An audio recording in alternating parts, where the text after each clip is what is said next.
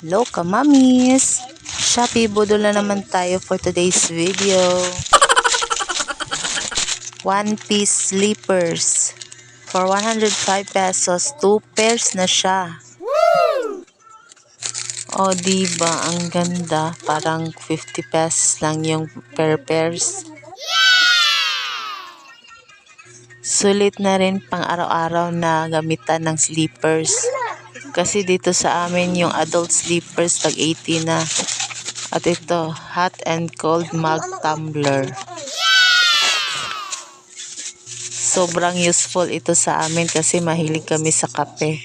At very comfy siya dalhin kahit saan kasi hindi natatapon o hindi naglilik yung kape mo.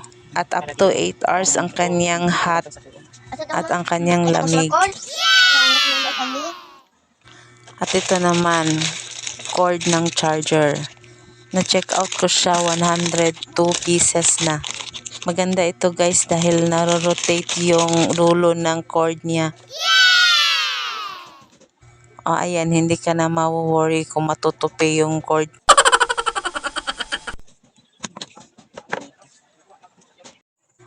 Ito yung sample guys kapag na-connect na siya sa any gadget mo. Wow!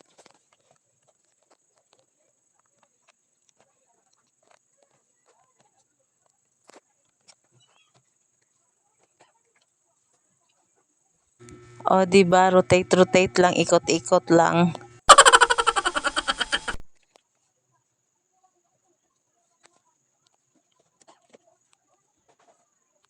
At ito naman kamamis, 2 pieces lace or pang extension ng mga dress na mga hanggang tuhod lang na mga dress. Sa amin, bawal yung above the knee yung mga dress. Kailangan natakpan yung mga tuhod.